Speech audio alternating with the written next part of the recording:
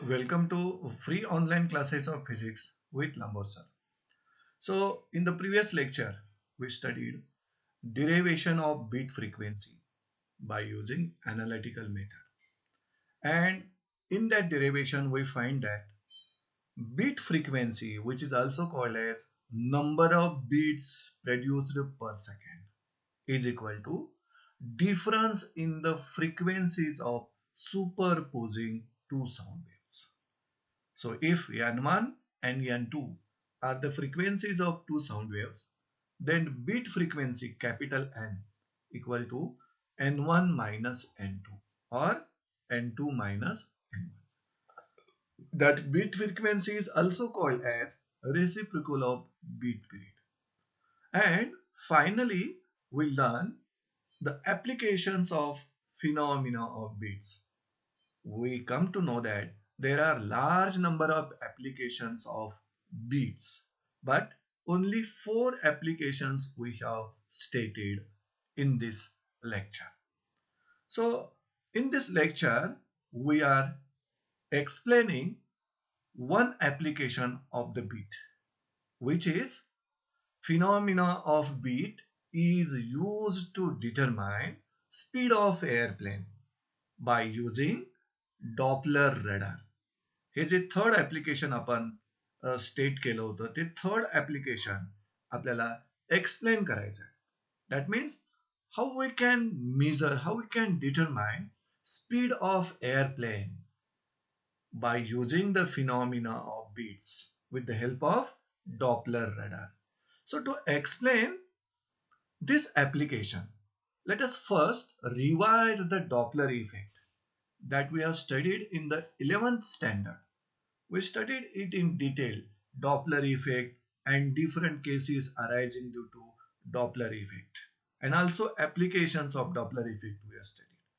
And we know that Doppler effect is nothing but apparent change in the frequency of sound. So Doppler effect can be stated. We know the statement of Doppler effect. We have studied in the 11th standard. So Doppler effect states like that: apparent change in the frequency of sound produced by source of sound when there is relative motion between source of sound and listener, and that apparent change in the frequency of sound is called Doppler effect. So its statement we have studied like this: apparent change in the frequency of sound heard by listener due to relative motion between source of sound and listener is called Doppler effect. आणि ह्या apparent frequency find out करायचा single hand formula आपण learn केलेला आहे 11th standard मध्ये.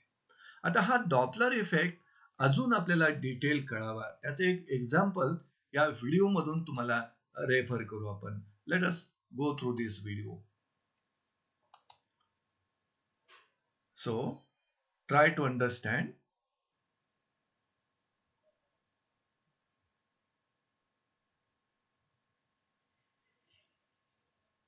Yes. In this video, what is happening? So this one is a listener, and the vehicle which is crossing that listener is producing the sound. म्हणजे source of sound हे vehicle आहे.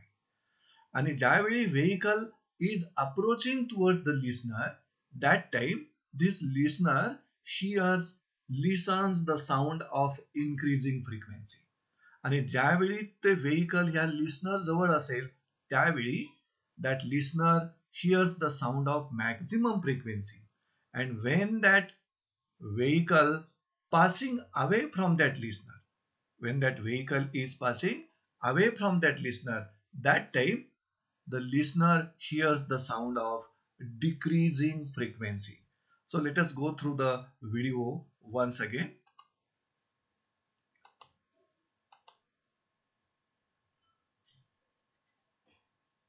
Yes, listen once again. This vehicle is coming, approaching towards the listener. See here. Yes, frequency increases. Now it is passing away. Frequency decreases. Yes, once again we will try to understand. See the vehicle is here and this is the source of sound.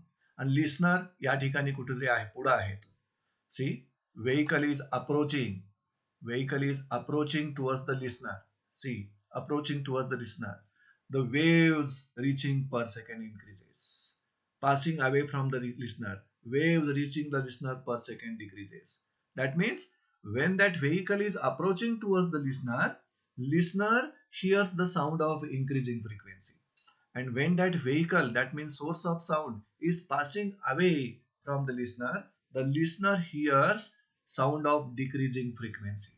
आता actual जो sound produce केलेला आहे त्या सोर्सनं, त्या साऊंडची frequency same आहे, पण लिस्नरनं increasing frequency अप्रोचिंगच्या वेळेला आणि डिक्रीजिंग फ्रिक्वेन्सी पासिंग अवेच्या वेळेला ही का ऐकली त्याचं कारण आहे. Because there is a relative motion between that source of sound and the listener, and that relative motion is the cause to produce the Doppler effect. So in this video we clearly understand what is Doppler effect.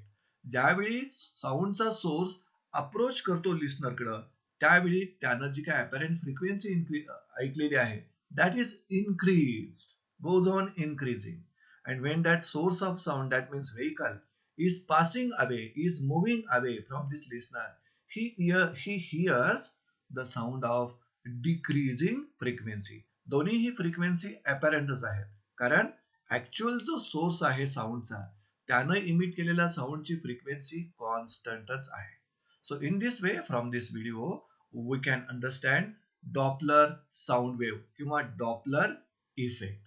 So let us move forward. See here. So this is about the Doppler effect.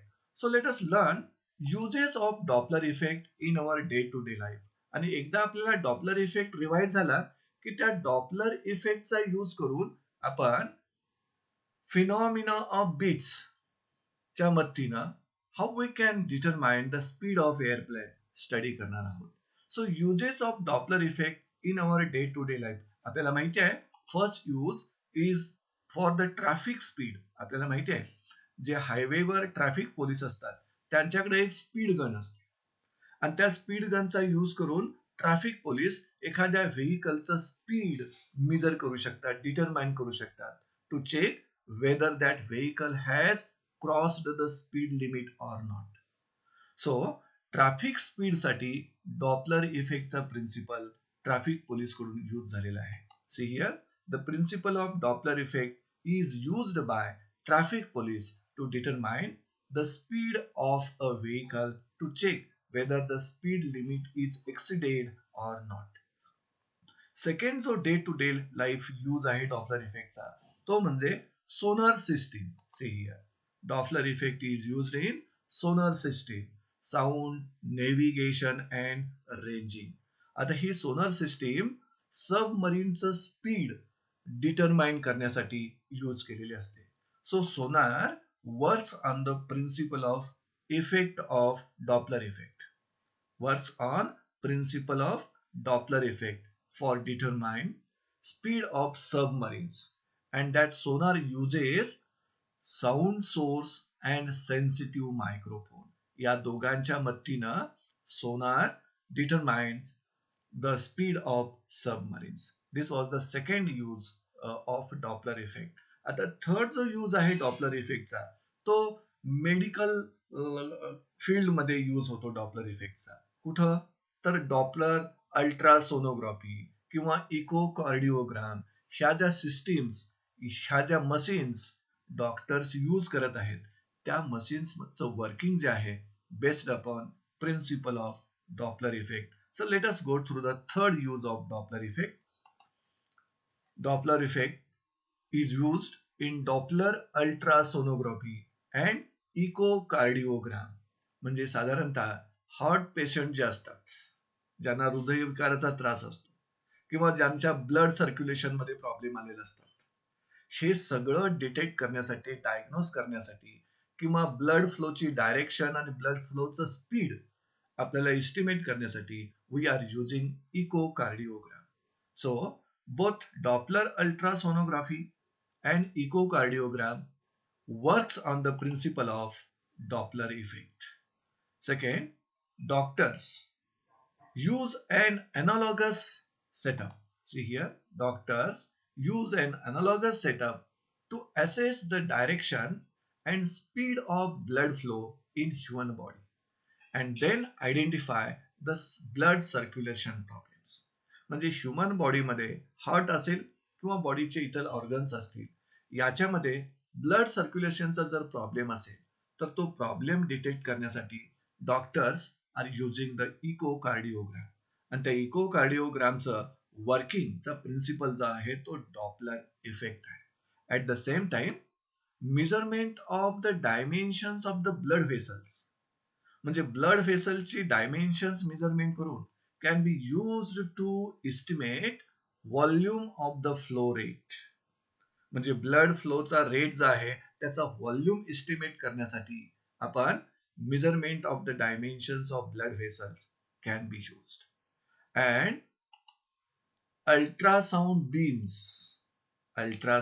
beams also determine phase shifts to diagnose vascular problems in arteries and veins. So in this way, for medical purposes, for medical checkups, we are using the principle of Doppler effect in ultrasonography and in echocardiogram. So in this way, we just revise what is Doppler effect and what are the uses of Doppler effect in our day-to-day life. So let us explain one application of beats. Which one? Speed of airplane. How the speed of airplane can be determined by using Doppler radar. See here. Speed of an airplane can be determined by using Doppler radar. This is the application of phenomena of beat. Third application आपण state केलं होतं. We want to explain that application. आपल्याला माहिती आहे Doppler effect किंवा radar ही जी system आहे, ही system moving aeroplanes किंवा moving ऑब्जेक्टचं speed measurement करणारी सिस्टीम आहे. आणि मिलिटरी पर्पजेससाठी मिलिटरीमध्ये मॅक्झिमम हे रडार यूज केलं जातं. याचा लॉंग फॉर्म आहे, रडारचा लॉंग फॉर्म आहे रेडिओ डिटेक्शन अँड रेंजिंग. जसं सोनरचा लॉंग फॉर्म आहे साऊंड नेव्हिगेशन अँड रेंजिंग, तसं radar radio detection and ranging. तर डॉपलर रडारच्या मदतीनं आपण मुव्हिंग एअरप्लेनचं स्पीड डिटरमाइन करू शकतो. Which was the application of phenomena of beats. आता हे ऍप्लिकेशन एक्सप्लेन करण्यासाठी आपण एक सोर्स घेणार आहे जो साऊंड वेव्स प्रोड्यूस करेल, मायक्रोवेव्स प्रोड्यूस करेल. सो मायक्रोवेव्ह सिग्नल्स किंवा pulses of known frequency are produced by the source of sound and they are transmitted, they are sent towards the moving airplane. ज्या एअरप्लेनचं स्पीड आपल्याला major करायचं आहे, determine करायचं आहे, त्या एअरप्लेनच्या डायरेक्शनला microwave signals from the microwave source of sound are produced and they are sent towards the moving airplane. ही फर्स्ट स्टेप आहे त्यातली. See here. A microwave signal किंवा पल्स म्हणू शकता ऑफ नोन फ्रिक्वेन्सी, ज्याची फ्रिक्वेन्सी आपल्याला माहिती असेल, is sent towards the moving airplane. ज्या एअरप्लेनचा स्पीड आपल्याला डिटरमाइन करायचं आहे त्या एअरप्लेनच्या डायरेक्शनला किंवा एअरप्लेनकडं हा मायक्रोवेव्ह सिग्नल एका मायक्रोवेव्ह सोर्स ऑफ साऊंड पासून आपण सेंड केलेला आहे. ज्याची फ्रिक्वेन्सी आपल्याला माहिती असेल, त्या सिग्नलची फ्रिक्वेन्सी माहिती असेल, is sent towards the moving airplane. First आहे. आता आपल्याला माहिती आहे the principle of Doppler effect, कारण हा मायक्रोवेव्ह सिग्नल आता त्या एअरप्लेन वर जाऊन इन्सिडेंट होईल आणि एअरप्लेन मध्ये आणि हा सोर्स ऑफ साऊंड मध्ये रिलेटिव्ह मोशन असल्यामुळं त्या सिग्नलची फ्रिक्वेन्सी एअरप्लेननं जी रिसिव्ह केलेली आहे ती अपॅरंट फ्रिक्वेन्सी असणार आणि त्यानंतर तो मायक्रोवेव्ह सिग्नल एअरप्लेन पासून रिफ्लेक्ट होईल आणि reflected signal will be received by the source once again. But due to relative motion between the airplane and the source of sound, once again, the signal received by the source of sound will be having the apparent frequency. म्हणजे आपण दोन वेळा principle of Doppler effect apply केला आणि apparent frequency find out केली. See here, the principle of Doppler effect giving the apparent frequency when the source of sound and listener are in relative motion applies twice. म्हणजे Doppler effect या ठिकाणी आपण दोन वेळा apply करणार. ज्या Doppler effect मुळे आपल्याला apparent frequency due to relative motion between the source of sound and listener जी प्रोड्यूस होणार आहे ती अपॅरंट फ्रिक्वेन्सी आपल्याला दोन प्रकारची मेजर झाली. त्यासाठी आपल्याला 2 टाइम्स डॉपलर इफेक्ट अप्लाय करावा लागणार. फर्स्ट टाइम कधी पहा, इथं लिहिले आपण फर्स्ट टाइम कधी, first time when the microwave signal sent by the microwave source and received by the airplane. या फर्स्ट टाइमला डॉपलर इफेक्ट अप्लाय केला आणि एअरप्लेननं ज्या वेव्ज रिसीव्ह केलेल्या आहेत त्याची अपॅरंट फ्रिक्वेन्सी आपल्याला मेजर करता आली by applying Doppler effect. And second time when signal is reflected by the airplane and is received back at the microwave source. आता जो सिग्नल या मायक्रोवेव्ह सोर्सनं सेंड केला होता तो सिग्नल एअरप्लेननं रिसीव्ह केला त्यावेळेची अपॅरंट फ्रिक्वेन्सी आपण फर्स्ट टाइम मेजर केली.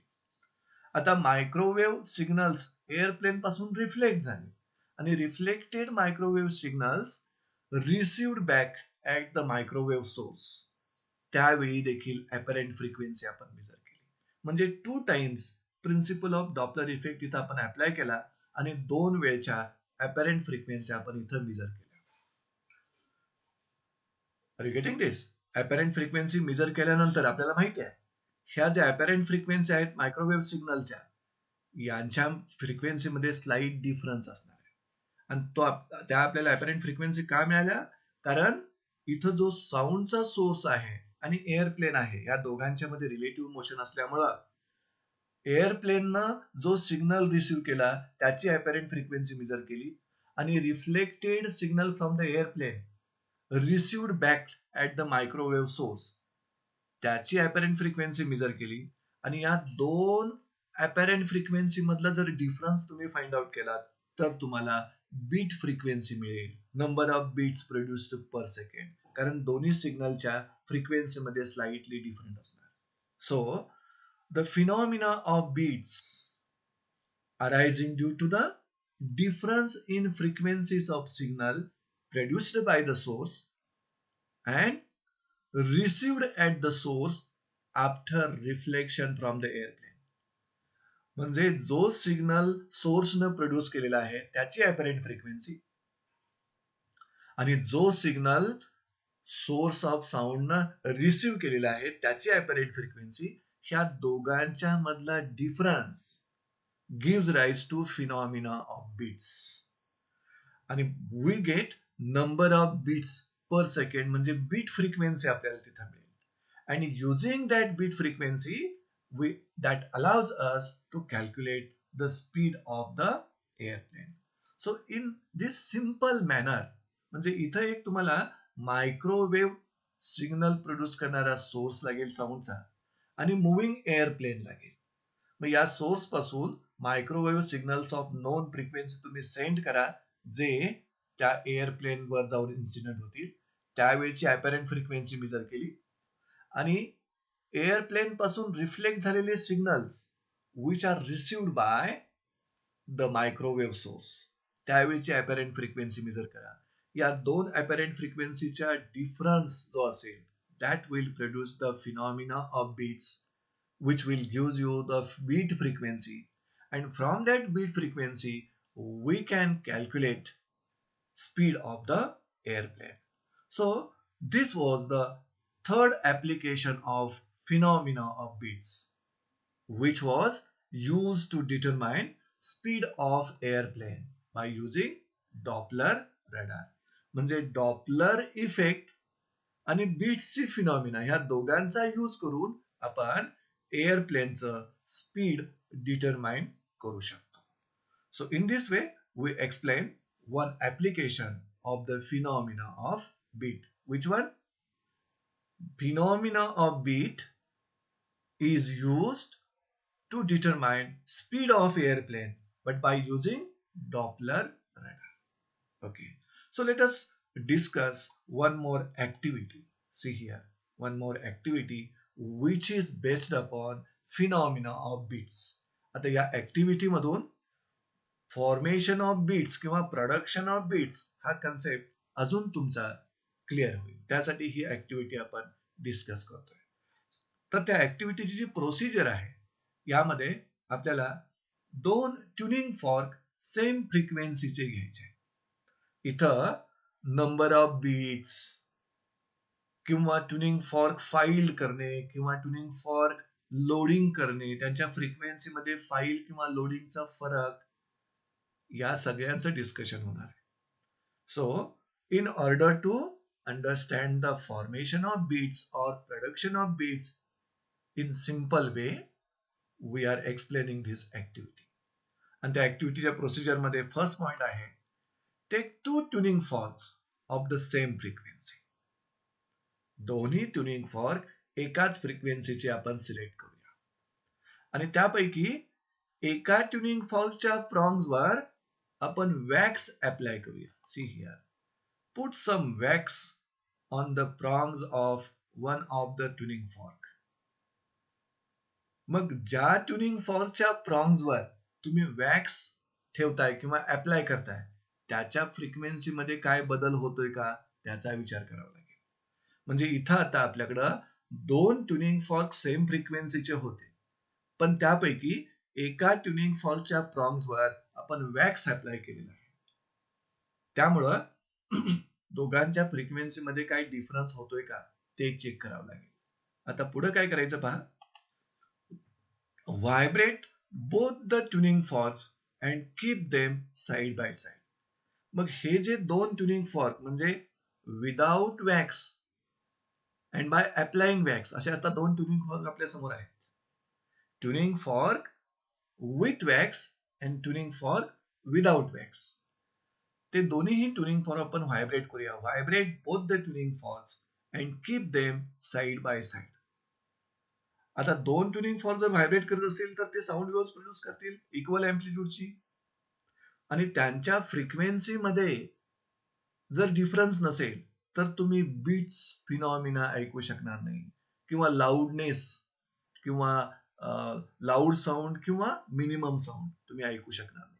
आणि फ्रिक्वेन्सी मध्ये स्लाइटली डिफरंट असेल which was less than 10 hertz, then there will be the loudness or maximum sound or minimum sound periodically it will produce. So vibrate both the tuning forks and keep them side by side so that the waves emitted from the tuning fork will superimpose, interfere, and whether beats are formed or not, we will check it and listen to the periodic vibrations of loudness of the resulting sound. म्हणजे त्या दोन tuning fork पासून ज्या sound waves emit होतील त्यांना super impose होऊ द्या आणि सुपर इम्पोज झाल्यानंतर listen to the periodic vibrations of the loudness of the resulting sound. म्हणजे त्या दोन साऊंड वेव्हचं सुपरपोजिशन झाल्यानंतर जो रिझल्टिंग साऊंड असेल त्या रिझल्टिंग साऊंडची लाऊडनेस तुम्ही लिसन करा. आणि तुम्हाला सांगितलंय, हे क्वेश्चन विचारलेले आहे, how many beats have you heard in 1 minute.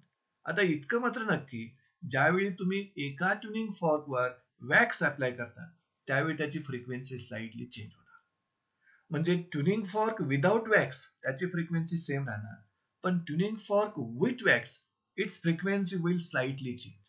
मग त्या दोन्ही ट्युनिंग फॉर्कने ज्या वेव्हज इमिट केल्या असतील त्यांच्या अँप्लिट्यूड सेम असतील पण फ्रिक्वेन्सी मध्ये स्लाइटली डिफरंट असणार. मग स्लाइट डिफरंट फ्रिक्वेन्सीज असणाऱ्या साऊंड वेव्ह सुपर इम्पोज होतील तर तिथं बीट्स फॉर्मेशन होणार. आणि जो रिझल्टिंग साऊंड आहे that will alternately become maximum and minimum intensity.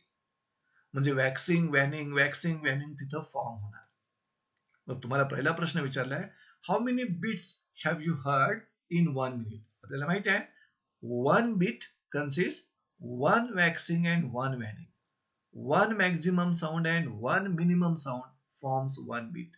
मग तुम्हाला एका मिनिट मध्ये किती बीट्स ऐकले ह्याचा नंबर आपल्याला सांगा विचारलाय त्यांनी. मग तसं आपण तिथं जी लाऊडनेस ऑफ रिझल्टिंग साऊंड तुम्ही ऐकणार आहात, तो लाऊडनेस रिझल्टिंग साऊंडचा ऐकताना किती वेळा तुम्ही मॅक्झिमम साऊंड आणि किती वेळा मिनिमम साऊंड ऐकला तो काउंट करा एका मिनिटामध्ये. आणि मग एका मिनिटामध्ये नंबर ऑफ बीट्स किती प्रोड्यूस झाले, म्हणजे 1 वॅक्सिंग 1 वॅनिंग किती प्रोड्यूस झाले ह्याचा नंबर आपल्याला विचारला. सेकंड काय विचारले पहा, can you guess whether the frequency of tuning fork is increased or decreased by applying wax on the prong. म्हणजे आपल्याला सांगितलंय ज्या प्रॉंगला आपण वॅक्स अप्लाय केलंय त्या प्रॉंगची फ्रिक्वेन्सी, त्या ट्युनिंग फॉर्कची फ्रिक्वेन्सी इन्क्रीज झाले की डिक्रीज झाले, काय तुम्हाला गेसिंग आहे का, तुमचं जजमेंट विचारलेलं आहे. आणि third, how you can find the new frequency of the fork after applying wax on it. म्हणजे ज्या फॉर्कला आपण वॅक्स अप्लाय केले त्याची फ्रिक्वेन्सी नक्कीच चेंज होणार, फक्त इन्क्रीज होणार का डिक्रीज होणार हा प्रश्न आहे. आणि मग तुम्हाला number of beats heard per second per minute विचारलंय, त्यासाठी number of beats heard per second काढावं लागेल. आणि शेवटी थर्ड क्वेश्चन आहे, how you can find the new frequency of the fork after applying wax on it. म्हणजे ज्या फॉर्कवर आपण वॅक्स अप्लाय केलंय त्या फॉर्कची बदललेली फ्रिक्वेन्सी, म्हणजे इन्क्रीज झालेली की डिक्रीज झालेली फ्रिक्वेन्सी आपण कसं फाइंड करणार आहे हा क्वेश्चन आहे. तर या 3 क्वेश्चनचं आन्सर फाइंड आउट करण्यासाठी ही ऍक्टिव्हिटी आपण स्टडी करतोय, लर्न करतोय. मग आपण असं समजूया, सुरुवातीला दोन्हीही ट्युनिंग फॉर्कच्या सेम फ्रिक्वेन्सी आहेत. We will assume that n be the frequency of both the tuning forks. See here. So let n frequency of two tuning forks. आता त्याच्यापैकी एका ट्युनिंग फॉर्कला आपण वॅक्स अप्लाय करतोय, आणि ज्यावेळी एखाद्या ट्युनिंग फॉर्कला तुम्ही वॅक्स अप्लाय करता त्यावेळी त्याचं मास जे आहे ते स्लाइटली इन्क्रीज होतं, त्यामुळे त्याची फ्रिक्वेन्सी डिक्रीज होते. See here, when wax is applied on tuning fork its frequency decreases. याचा अर्थ एक ट्युनिंग फॉर्क विदाउट वॅक्स आहे त्याची फ्रिक्वेन्सी जास्त झाली, आणि विथ वॅक्स असणाऱ्या ट्युनिंग फॉर्कची फ्रिक्वेन्सी थोडी कमी झाली, स्लाइटली डिक्रीजेस. मग ज्या ट्युनिंग फॉर्कवर आपण वॅक्स अप्लाय केलंय त्याची फ्रिक्वेन्सी डिक्रीज झाली त्याला आपण एन डॅश मानूया. See here, let n dash frequency of tuning fork on which wax is applied. आणि अर्थातच ही फ्रिक्वेन्सी लेस असणार आहे than n. Therefore we can write frequency of fork with wax is less than frequency of fork without wax. आता हे जर tuning fork आता with wax आणि विदाउट वॅक्स जर आपण व्हायब्रेट केले, आणि व्हायब्रेट केल्यानंतर if they are kept side by side, तर त्यांच्या व्हायब्रेशन्समुळे ज्या साऊंड वेव्स इमिट होतील त्यांच्या अँप्लिट्यूड इक्वल असतील, पण फ्रिक्वेन्सी मध्ये स्लाइटली डिफरंट असेल. आणि तो डिफरंट आपल्याला कसा मिळेल, इथं n मायनस n डॅश मिळेल. आणि तो डिफरन्स म्हणजेच बीट फ्रिक्वेन्सी तुम्हाला मिळेल, म्हणजे number of beats heard per second मिळेल. Are you getting it? म्हणजे इथं आपल्याकडे जे 2 ट्युनिंग फॉर्क आहेत सुरुवातीला त्यांच्या सेम फ्रिक्वेन्सी होत्या, पण एका फॉर्कवर तुम्ही वॅक्स अप्लाय केल्यानंतर त्याची फ्रिक्वेन्सी डिक्रीज झाली, त्यामुळे आपल्याकडे आता जे 2 ट्युनिंग फॉर्क आहेत त्यांच्या फ्रिक्वेन्सी मध्ये स्लाइटली डिफरंट आहे. आणि अशा 2 ट्युनिंग फॉर्कला जर तुम्ही व्हायब्रेट केलात, and if they are kept side by side, then sound waves emitted by the two tuning fork will superimpose and gives rise to phenomena of beats, formation of beats, production of beats. आणि तिथं जी beats form होतील त्याची frequency म्हणजे difference between frequencies of two superimposing sound waves. मग एका tuning फॉर्कच्या sound वेव्हची frequency n आहे, दुसऱ्याची n डॅश आहे, त्या दोघांचा डिफरन्स म्हणजे n minus n dash. So we can find now number of beats heard per second, म्हणजे बीट फ्रिक्वेन्सी आपण काढू शकतो यावरून. See here, beats heard per second is, that is beat frequency, capital N equal to n minus n dash. आता n minus n dash का?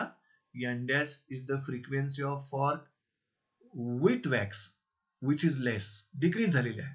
So n minus n dash ह्या दोघांच्या frequency मधला difference gives you number of beats heard per second किंवा beat frequency.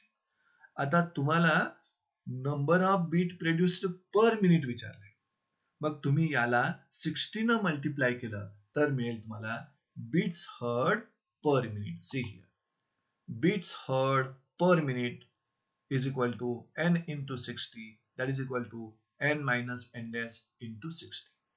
आणि शेवटचा question होता असा, ज्या ट्युनिंग फॉर्कला आपण वॅक्स अप्लाय केले त्याची जी न्यू डिक्रीज्ड फ्रिक्वेन्सी आहे ती आपण कशी फाइंड आउट करणार. See here, this is the new decreased frequency of the fork for which wax is apply. मग या फॉर्म्युल्यावरून एन डॅश काढण्यासाठी आपण n मायनस n काढू शकतो, कारण n ही नोन फ्रिक्वेन्सी आपल्याला माहिती आहे, कारण का दोन्ही ट्युनिंग फॉर्क सेम फ्रिक्वेन्सीचे होते, म्हणजे त्यांची फ्रिक्वेन्सी आपल्याला माहिती होती. आणि हे number of beats produced per second आपण काउंट केलेले, हा पण नंबर माहिती आहे. त्यामुळे एन डॅश फाइंड करताना एन डॅश इक्वल आपल्याला मिळेल n minus this capital n. त्यामुळं new frequency of the fork to which the wax is applied we can find like this. New frequency of fork after applying the wax, n dash equal to n minus n. So in this way we can understand one activity which is based upon the production of bit or formation of bit. So now let us explain one small concept which is based upon numerical. तुमच्या exercise मध्ये एक numerical आहे, तो numerical solve करण्यासाठी हा जो आपण आता एक छोटा कन्सेप्ट घेतोय तो माहिती असणं गरजेचं आहे. सो एनरिच युअर नॉलेज, आपल्याला थोडंफार माहिती आहे, त्यामध्ये थोडीशी अजून आपण प्रगती करूया, एनरिच करूया. एनरिच युअर नॉलेज, आपलं नॉलेज थोडं अजून वाढवूया. कोणतं पहा, when prongs of tuning fork are filed म्हणजे त्याचं मास कमी केलं, ट्युनिंग फॉर्कच्या प्रॉन्गचं मास कमी केलं. When the prongs of tuning forks are filed, what happens? The frequency of fork increases. ही एक माहिती एक्स्ट्रा मिळाली. म्हणजे ट्युनिंग फॉर्कच्या प्रॉन्ग्स जर तुम्ही फाइल्ड केलात, म्हणजे लाईट इन वेट केलात, मास कमी केलात, तर त्या फॉर्कची फ्रिक्वेन्सी इन्क्रीज होते. सेकंड कोणता पहा, when the prongs of tuning fork are loaded with wax, म्हणजे आता आपण जी ऍक्टिव्हिटी एक्सप्लेन केली, prongs of tuning fork is applied to the wax. wax जर आपण अप्लाय केलं, लोड केला त्याला, म्हणजे मास इन्क्रीज केलं त्या प्रॉन्गचं, the frequency of fork decreases. म्हणजे जर ट्युनिंग फॉर्क आपण फाइल्ड केला तर फ्रिक्वेन्सी इन्क्रीज होणार, आणि जर ट्युनिंग फॉर्क आपण वॅक्स अप्लाय केलं किंवा लोडेड विथ वॅक्स केला तर त्याची फ्रिक्वेन्सी डिक्रीज होणार. आणि आता न्यूमरिकल सॉल्व करण्यासाठी आपण एक इथं शॉर्टकट फॉर्म्युला तयार करतोय, तो समजावून घ्या. See here, if P number of tuning forks are arranged in order of increasing or decreasing frequencies and any two successive forks produce x beats per second. मग आपल्याला विचारलंय then frequency of the last fork, आणि तिथे आपण NL न denote केले. Numerical किंवा example काय आहे पहा, आपल्याला नंबर ऑफ ट्युनिंग फॉर्क्स दिलेले आहेत वेगळ्या वेगळ्या फ्रिक्वेन्सीचे, आणि तो नंबर आहे तो P. P is the number of tuning fork. That's why if P tuning forks are arranged in order of increasing, म्हणजे त्यांच्या इन्क्रीजिंग फ्रिक्वेन्सीनुसार अरेंज करू शकता, किंवा इन ऑर्डर ऑफ डिक्रीजिंग म्हणजे असेंडिंग फ्रिक्वेन्सीच्या ऑर्डरनं किंवा डिसेंडिंग फ्रिक्वेन्सीच्या ऑर्डरनं गिव्हन ट्युनिंग फॉर्क तुम्ही अरेंज करू शकता. आणि पुढे काय म्हटलंय पहा, any two successive forks produce x beats per second. याचा अर्थ असा, हे जे ट्युनिंग फॉर्क तुम्ही असेंडिंग न किंवा डिसेंडिंग अरेंज केलेले आहेत त्यापैकी कुठल्याही दोन सक्सेसिव्ह ट्युनिंग फॉर्कच्या फ्रिक्वेन्सी मधला डिफरन्स एक्स दिलेला. एक्स बीट्स पर सेकंड म्हणजे काय, difference between the frequencies of two sound notes or two sound waves. That's why any two successive falls produce x beats per second. याचा अर्थ त्या दोन successive फॉल्सच्या frequency मधला difference x आहे. म्हणजे इथं बीट फ्रिक्वेन्सी तुम्हाला दिलेली आहे. मग यावरून तुम्हाला विचारलंय frequency of last fork. First फॉर्कची पण विचारतील. ह्या असेंडिंग ऑर्डर किंवा डिसेंडिंग ऑर्डरच्या फर्स्ट फॉर्कची आणि लास्ट फॉर्कची फ्रिक्वेन्सी पण विचारतील. पण पहिल्यांदा आपण फ्रिक्वेन्सी ऑफ लास्ट फॉर्क काढण्यासाठी जो फॉर्म्युला आहे तो फॉर्म्युला कसा यूज झालाय पहा. अर्थातच हा फॉर्म्युला टोटल सोल्युशन घेऊन आलेला आहे, पण ते सोल्युशन तुमच्यासाठी दिलेलं नाही. हा शॉर्टकट फॉर्म्युला आहे.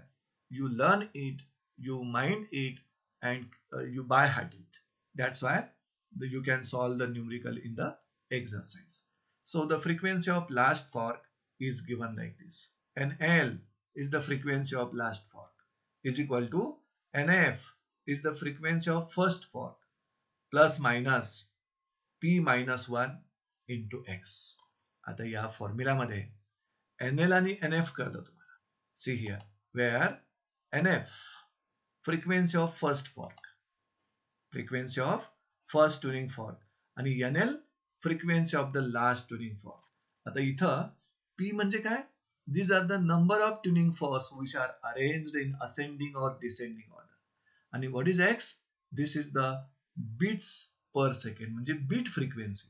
म्हणजे त्या अरेंजमेंट मधील कोणतेही दोन सक्सेसिव्ह ट्युनिंग फॉर्क तुम्ही जर साऊंड केलात तर त्यांच्या फ्रिक्वेन्सी मधला डिफरन्स X आहे.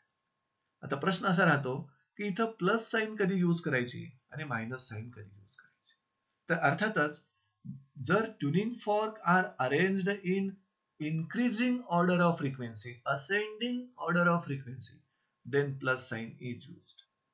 आणि मग मायनस साइन कधी? जर ट्युनिंग फॉर्क अरेंज करताना डिसेंडिंग फ्रिक्वेन्सीच्या ऑर्डरनं किंवा डिक्रीजिंग फ्रिक्वेन्सीच्या ऑर्डरनं अरेंज केली असतील तर यातील मायनस साइन यूज करायचं. See here positive sign for ascending and negative sign for descending arrangement of frequencies of tuning fork. त्यामुळं या एका फॉर्म्युल्याचा यूज करून तुम्ही नंबर ऑफ न्यूमरिकल्स इझिली आणि मिनिमम स्टेप मध्ये सॉल्व्ह करू शकता. अर्थातच लॉंग मेथड आहे, ह्याला टाइम कन्झ्युमिंग मेथड आहे, ज्या मेथडनं तुम्ही तो सॉल्व्ह करू शकता. पण इतका वेळ न देण्यापेक्षा एकदम सिंपल फॉर्म्युला जर तुम्ही लक्षात ठेवलात हा, you can solve the numerical based on tuning fork arranged in ascending order or descending order. So with this few concepts, we are ending this lecture here. Thank you, friends.